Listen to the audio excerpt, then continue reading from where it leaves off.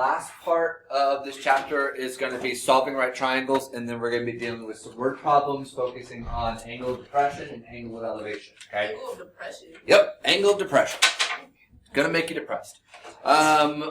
One of the things is that you have to pay attention to significant digits. Anyone that's taken chemistry, hopefully you are somewhat familiar with significant digits.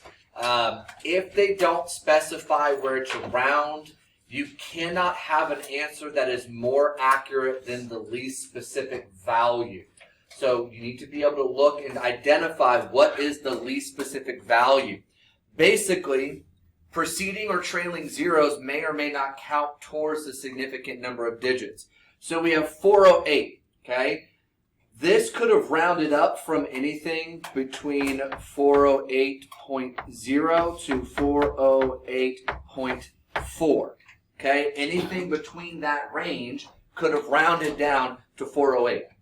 So the degree of accuracy is to the ones place. 3 significant digits. Okay, if I go to 18.00, when I have these trailing zeros after the decimal, they add specificity because this could be anything from 18.000 to 18.004. So it adds specificity to the hundredths place. Okay, as we do it, it'll just become pretty straightforward. We're not going to have a huge variation in our significant digits, but it's something to be aware of if they don't specify where to round to. This chart gives an example of numbers of significant digits. Both of these values have 2. Both of these values have 3. Both of these values have 4. Both of these values have 5. So at some point you may want to take a look at those and kind of analyze the differences, especially with this one and this one, 3 versus 5, 3 and 4. Take a look at those. Now, to solve a triangle means to find all the information of the triangle, to find all the angles and all the sides. So when it means to solve a triangle, you're finding everything about the triangle. They will give you at least 2 pieces of information besides the 90-degree angle. And that's all you need. All right? Either they're going to give you 2 sides, they're going to give you 2 angles, or they're going to give you side and an angle. That is all the information you need in order to solve a right triangle. You need to make sure that you're very, very diligent about how you label the triangle. Sides A and B have to be the legs. Side C is reserved for the hypotenuse. Okay? A and B has to be the legs. Side C has to be the hypotenuse. Secondly, this angle B is always opposite side B. Angle A is always opposite side A. Angle C is always going to be the right angle.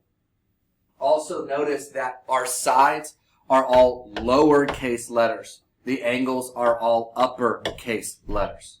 Okay, so that's some common consistencies that you'll see whenever a triangle is drawn. It's just kind of the, what's the word I'm looking for? The norm. You get the point, okay? Whenever we're dealing with a triangle. So we want to solve the triangle ABC, given that angle A is 34 degrees and 30 minutes, and that side C is 12.7 inches, okay? So a couple things we have to do. One, we have to realize that, okay, I'm in degrees and minutes. So when you're using your calculator, you need to make sure your calculator is in degrees mode. How do you do that? I'll show you just. Whenever I have you reset your calculator for a test, the default is radians. So you're going to go back to degrees every time you reset it. What's the It's the same one that we've been doing, chapter 15. All right. So we're going to solve. Now we need to look at what information do I have. Okay. I have angle A, and I have my hypotenuse. Okay. I got an angle, and I've got my hypotenuse. Okay. And I need to find side B, side A, and angle B. Okay. If I have an angle and a hypotenuse, we're going to be using our trigonometric ratios in order to find the other sides. So say I wanted to solve for side A first, just going alphabetical. Okay, I want to solve for side A. Using the fact that I have angle A and I have the hypotenuse, what trig ratio could I use that includes side A and the hypotenuse? Sine. Sine is going to be, sine of theta is the opposite over the hypotenuse. With the angle given, A is opposite of angle A. I have the hypotenuse. So that's the formula or the equation that I'm going to use. Sine of theta equals the opposite side over the hypotenuse side. Now we need to fill it in. So in order to find side A, I'm going to take sine of 34 degrees and 30 minutes. And I'm going to set it equal to the opposite side, which is A, what I'm solving for. And my hypotenuse is 12.7 inches. There's my ratio. Let's isolate A. How do I get A by itself? Multiply sine. 12.7. So multiply both sides by 12.7. So 12.7 times sine of 34 degrees and 30 minutes. Okay? Now, our calculator will do the rest of this for us. Again, make sure you're in degrees mode, but also you need to note that you have degrees and minutes. So if you have the graphing calculator, like the one you're supposed to have, you can actually put degrees and minutes in there. You don't have to do conversion. But if you're using a scientific calculator, you need to then convert your minutes into degrees, get a decimal, and then you can put it in. So I'm in radians. I need to make sure that I'm in degrees mode first. So I click on mode up at the top, and I scroll down to where it says radians and change it to degrees and hit enter. So now up at the top, instead of radians, it says degrees. So I can quit and go back, and now I can put in my calculations. 12.7 times sine of, what was it again? 3430. So 34, okay, degrees, here's where the degrees is. You ready? Look, don't blink, watch. Second and apps opens up the angle menu. You see angle in blue, angle in blue. Hey, look, there's degrees. I can add the degree symbol. Then I've got, how many minutes? 30 minutes, which is also just 0.5, but if you get anything else, 30, I can go back to the angle menu, and then I've got one tick mark. That's my minutes. Close it off, hit enter, there's my value. Okay? So 7.193359209, blah, blah, blah, blah, blah, blah, blah, blah. Right? Big long number. So A equals 5.2, right? Is that what we're here? That's what I'm looking at?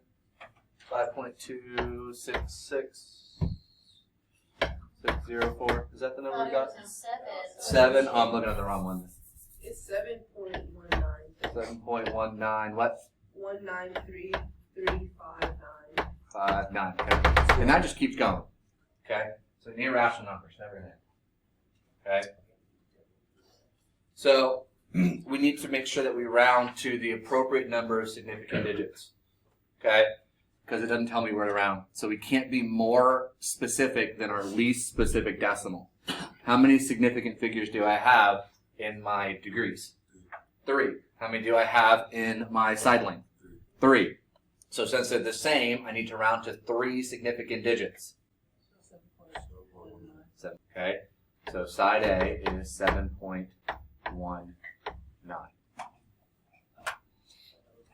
Okay, so there's the first part.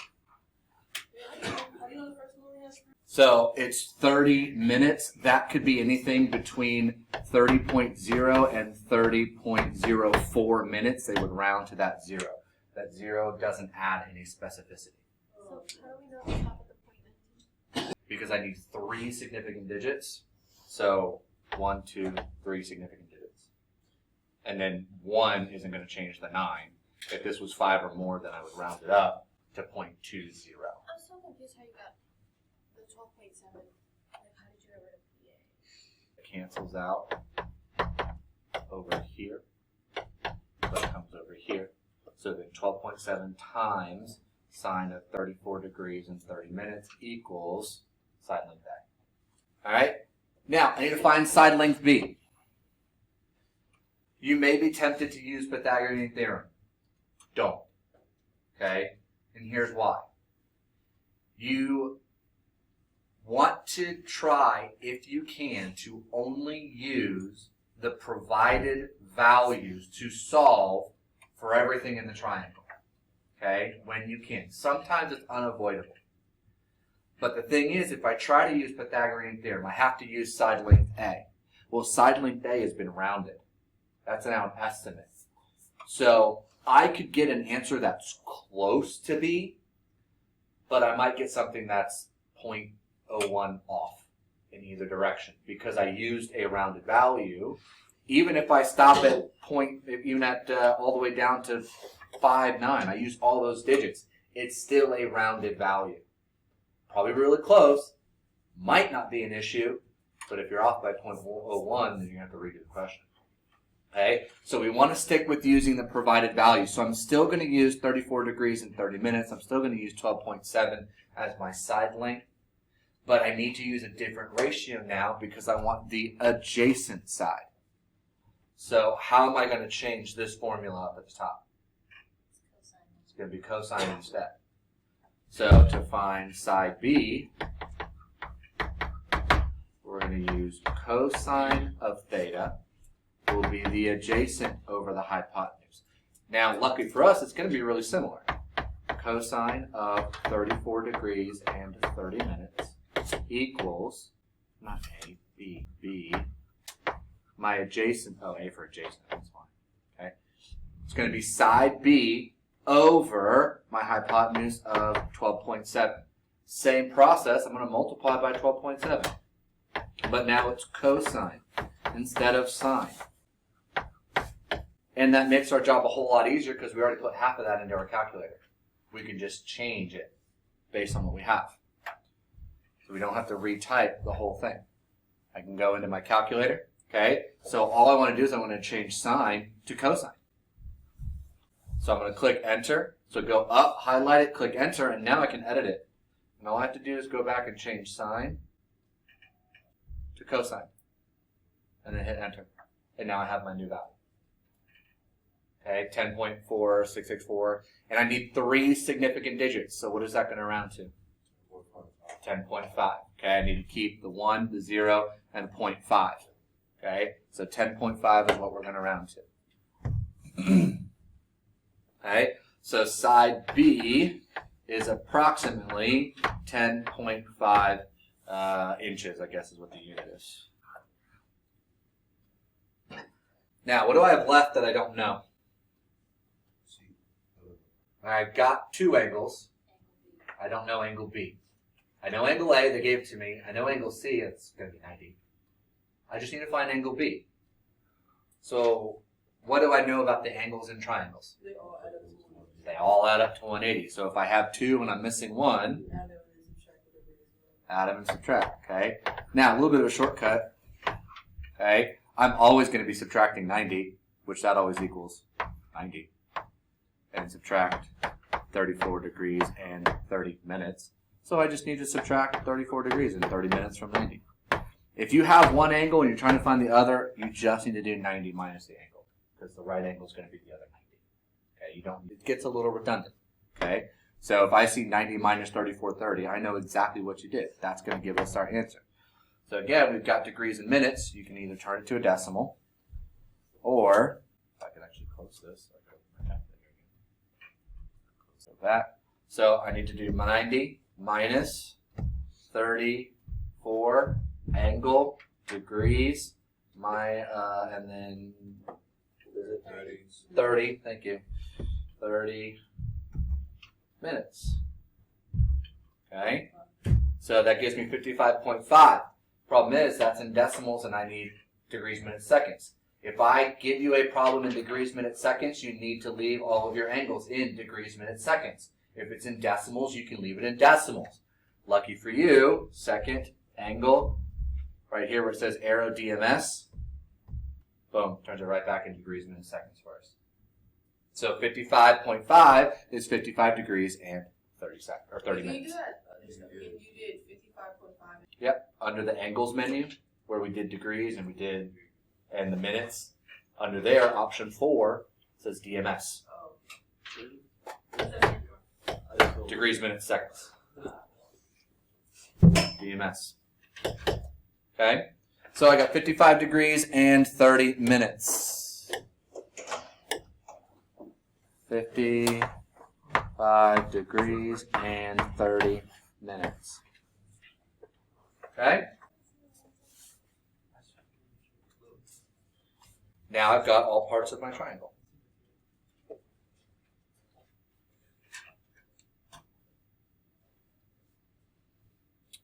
That's why I had a different number. I did 34.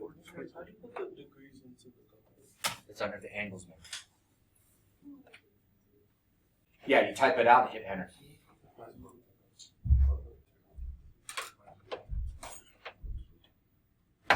So I could take 55 degrees and 30 minutes. Okay, 55 degrees, 30 minutes. Change it to a decimal. Yeah. Alright. So, I talked about some of these again. Just to reiterate, so we could have found the measure of angle B first, then used the trig functions for B to find the unknown sides. B wasn't a rounded value, it was exact, because we did 90 minus a decimal. We got another decimal with no rounding involved. So we could have used B, that's fine. Sometimes you'll get a little variation in the process. You just don't want to use rounded values when you're solving for any additional parts. Always try to use what the given information was as much as possible to avoid any rounding errors later on. Now, if you have to round for intermediate values, okay, if you have to round something and then use that for another calculation, my best advice to you is to keep 4 decimals more than what your final answer needs to be. Usually that gives us enough accuracy to not have there be any rounding errors. You don't always need that many, but with things like MATLAB I'm using for a long time, I found that 4 digits more was enough, that there weren't any errors in rounding, but it wasn't that you had to keep the whole number in case you had to use rounded values for anything intermediate. Okay? Solve the triangle. ABC, I'm given side A and side B. I'm sorry, side C. So I need to go ahead and find side B. Let's go ahead and find the last side. What can I use to find side B? Tangent. I would use tangent to find an angle. I don't have an angle. Oh, Someone said it, but it wasn't the anything. okay. Pythagoras theorem. Pythagorean thing. Yeah. And you use Pythagorean theorem. I got 2 sides, find the third. You just said don't do that. I said not to do it on the last one because was I given side A or did I find side A? Okay. Side A was rounded based on what we found. Oh, so That was given. Oh, so if it's given to you, then you can use it. You can use it. That's what I'm trying to say. Use only given information if possible. Okay? Sometimes we can't avoid it. I'm given 2 sides, so it's fine for me to use Pythagorean's theorem. So, to find side B, A squared plus B squared equals C squared. Okay? 29.43 and squared plus B squared equals 53.58. I'll be okay. Squared. So calculator's going to do all your heavy lifting. Check my math on this because apparently I didn't do it well the first time. B squared should be 2004.6915. Agreed? You gotta Now I got to square root it. So you take that, square root it. B equals 44.7737. Punched up. Good? Yes? No? wait, hold on. I punched this in my calculator like 30 minutes ago. I messed up on the first time, so maybe I messed it up here. Check my work. Well, we're not done yet. Can you check my calculations? Is that good for B? No, 3/8. Oh, no. No, I haven't rounded yet. I just put what the calculator said into it because I'm not going to round that far down. Yeah. How many significant digits do I have? 4. 4. So I need to round to 4. Here. Okay. No. It's a significant difference. 4. 4. I can't have any more than the least accurate number. Since they both have 4 significant digits, this has to have 4 significant digits. So what Then you have to round to 3. So you do 44.8. You have to go with the least accurate. The fewer number of significant figures is the least accurate. So you need to go with the least amount. Alright, so there's side B. Alright. Now you need to find an angle. Again, we want to use our given information. So do you want to start with angle A or angle B? Okay, go alphabetical. That's fine. So I want to find angle A. Okay, so relative to angle A, what ratio can I use with the given sides A and C? Sine. Sine of A is going to be the opposite, which is 29.43, over the hypotenuse of 53.58. Now, in order to find the angle, we have to use the inverse sign, also known as the arc sign. Okay, it's a different key right next to, or actually it's the same key, different function on your calculator. All right? When I'm using an angle value like cosine, I type the cosine key and I type in my degree measurement, and then it gives me the value of cosine of that angle. But if I want to find what angle that would be, instead of using the key as it is, sine, cosine, or tangent, above it in blue, you see sine with the -1, cosine with the -1, tangent with the -1. That means inverse. Inverse sine, inverse cosine, inverse tangent. You use those when you want to find the angle measurement. Okay? Inverse sine of -1. And what we're going to do is we're going to plug in this ratio. So if sine of A equals that fraction, the inverse sine of that fraction will equal the measure of angle A. So we're going to take that fraction and put it into the inverse sine, and that's going to give us an angle measurement. Why is this not 1, 2? Okay, so inverse sine, 29.43. So we do inverse sine. When you're trying to find an angle measurement, you use the inverse of that function. Oh, so does A mean? Yes. Well, A means angle A. B means angle. So uppercase A is angle A, uppercase B is angle B. Okay? So, inverse sine of that ratio, 49.43, that was my opposite side. 53.58 was my hypotenuse side. Did I get those numbers right?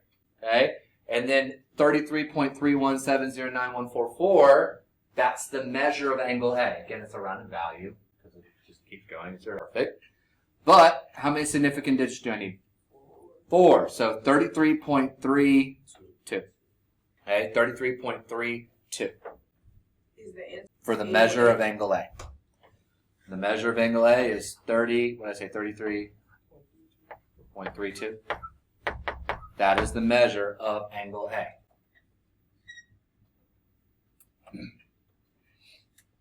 I know what C is. Oh yeah, 90. So you just got funny. Oh, you just also you do the 90. You can do, so again, this is rounded, but you're not going to find an issue with the angles because it's going to be it's going to round to be the same thing. But you can always use cosine on B instead. So when we look at angle B, because we want to use given values when we can, always better, cosine of B will be the 29/43, 53/58. We're changing our perspective from angle A to angle B. So instead of using sine, we're going to use cosine, because now it's the adjacent side and the hypotenuse. but it'll end up with that same inverse cosine, that same exact fraction, which we already have in our calculator. So then all we got to do is change it from an inverse sine to an inverse cosine. So we go up, take my inverse sine of the fraction, go back, and change inverse sine to inverse cosine. What am I going to round that to? 56.68. And that's your. Wait, how is cosine B29 over? So when I had angle A, sine is opposite over the hypotenuse, right? Well, now I'm looking at angle B, adjacent side over hypotenuse. So it's a different relationship, so it's going to be a different function, cosine, because I moved to the other angle. The side that's opposite of A is going to be adjacent to B. That's a rounded value. So there's the rest of that triangle. Is it time consuming? Yes. Yes. But it gets very repetitive. Okay? You got to know your ratios, and then your calculator does the work for you. Make sure you're rounding appropriately. Now we're going to talk about angles of elevation and angles of depression. Angle of elevation from point X to point Y above the X is an acute angle formed by the ray XY and a horizontal ray with an endpoint. Basically what that means is you start from a horizontal line and you rotate up. The amount of that rotation is called an angle of elevation. When you start from a horizontal and you rotate down, that's called an angle of depression. Goes down. Okay? We're going to be using those and creating diagrams from word problems where they talk about angle of elevation and angle of depression. I'm going to give you a trick with those in a minute. Always be careful when interpreting angle of depression. This is the biggest one because a lot of people try to draw angle of depression off of like the vertical. It doesn't work. It's always off a horizontal line. Okay? Both angle of elevation and angle of depression always come off of a horizontal line. So when you're drawing your diagram and you're labeling your angle of depression, if it's not attached to a horizontal line, you put it in the wrong spot. Okay? It's always off a horizontal line. So with word problems, especially with triangles, you need to draw a sketch. I do not expect you to be a great artist. I just want you to draw a sketch. I use lots of stick figures. Okay? It helps.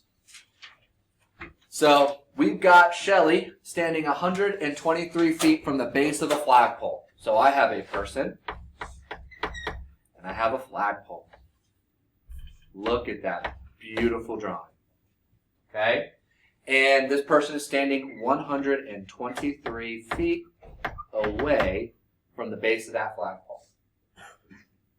The angle of elevation to the top of the flagpole is 26 degrees and 40 minutes. Okay?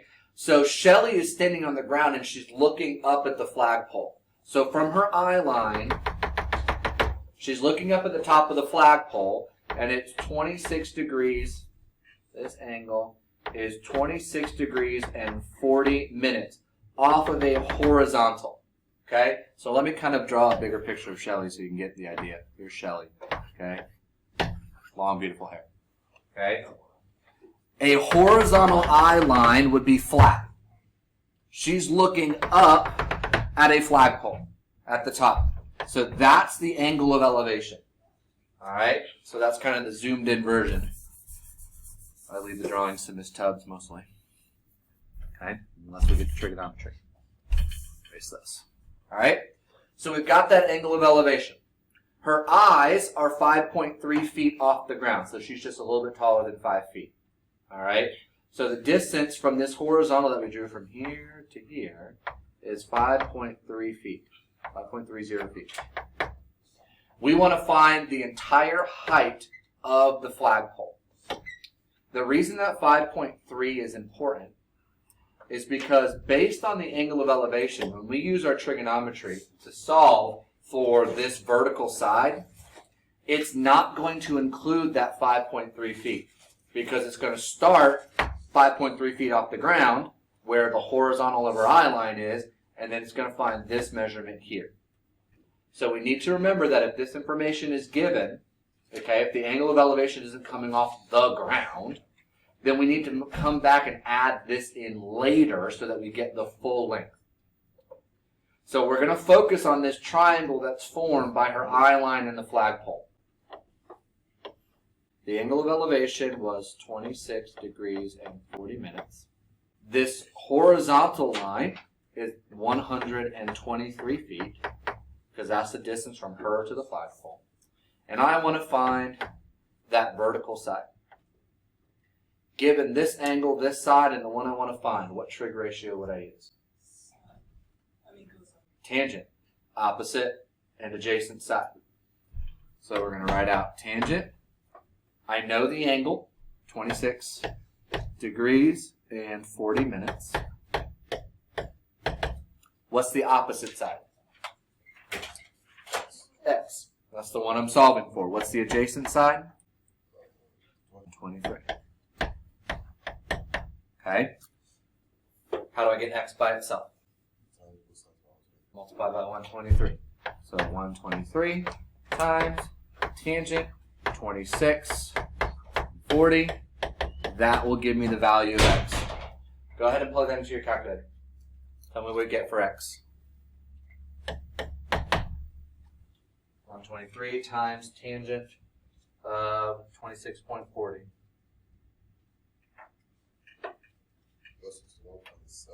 61 point, say that again. 772921. That's enough. Alright. Now, how many significant digits do I have? 3. Okay. This is 3, and this is 3. Okay. This 0 doesn't count because it's part of the whole minute, but this extra 0 in the decimal, okay, after the decimal does count for my significant digits. So I still have 3 for all of those. So this is going to round to be what? 61.8 feet. Okay. Now remember, that is this distance right here. You gotta add. Add 5.30 to it. Okay. 5.30. So we get 67.1 feet. That's the total height of the flagpole. I don't need to find anything else. So when you have the word problems, honestly, they're a little bit less work because you're usually only finding one thing. Solving a triangle is going to require 3 or 4 calculations. Word problems, you just got to figure out what thing you need to know and then use the appropriate ratio to solve for it. Uno más. The length of the shadow of a building. So we've got a building. Look at that, a beautiful building. There's a door. And it's got a shadow on the ground. The length of the shadow of a building that is 34.09 meters tall is 37.62. Okay? So the building is 34.09 meters. The shadow is 37.62 meters. Find the angle of elevation of the sun. So what that means is I've got the sun. Here's the sun. And it's casting a shadow that goes this way. If I take the top of the building to the top of the shadow, that's going to create a triangle. The angle of elevation is always attached to the horizontal. So am I going to put the angle of elevation up here or down here? Down here. It's always attached to the horizontal. Angle of elevation and angle of depression are always attached to the horizontal. Okay? Now here's the fun part. When I draw it, say I was drawing an angle of depression. That would be up here. Okay? Attached to a horizontal. Right? I've got this horizontal triangle, this horizontal line, angle of depression, angle of elevation. That's depression. That's elevation. Okay? If I look at this, I've got 2 parallel lines with a transversal. These are alternate interior angles. Alternate interior angles are congruent. So honestly, there is literally no difference between angle of elevation and angle of depression if you remember that it has to be attached to a horizontal line. as long as you draw your picture right and you put your angle of depression or your angle of elevation on the horizontal, you're good. You can't screw it up. They are equivalent. So don't worry too much about is it the elevation, is it depression, where's it? Put it on the horizontal. Put it on the horizontal, and you'll get the right value. Okay? Now, I need to solve for that angle measurement. So given that I need this angle and I have these two sides, what ratio can I use? Tangent. I have the opposite and I have the adjacent. So tangent of x equals 34.09 over 37.62. Now, how do I find the angle measure again? The inverse tangent. So inverse tangent of 34.09 over 37.62 gives me the measure of angle x, which will be what?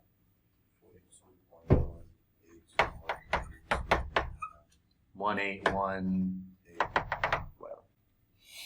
That's enough. How many significant digits? 4. So I want to round to 42.18 degrees. It's going to get very repetitive. Okay? But that's basically it. Also, you'll find in work problems, we use tangent a lot because normally the adjacent and opposite sides are the easiest to find in real life scenarios, things that are horizontal and things that are vertical. Sometimes we'll use the hypotenuse, so we'll have sine or cosine, but that's not as common. So get used to seeing tangent a lot, okay? But it's not going to be exclusively tangent. Draw your pictures with your word problems. It's going to be a lifesaver. And then write out your equation and solve. Your calculator will do most of the heavy lifting. Just make sure you're rounding to the right place value. Any other questions, comments, or concerns about any of those 4 examples? No, but if you don't know the pictures, you can take myself. If you do something wrong and I don't see a picture, yes. It'll be it. If I see a diagram, if I ask for a diagram, yes, you have to include it. If I don't, then no. But if you get something wrong, then it's hard to give partial credit if I don't know how your diagram was set up. So is it you have the angles in the wrong spot? Do you have the sides? You use the wrong ratio? I can't give partial credit if I don't know why you chose the one that you did. That makes sense? So again, it doesn't have to be a beautiful picture. You can literally just draw a triangle and label everything. That's all you have to do. Okay? I just like pictures because they help it make sense.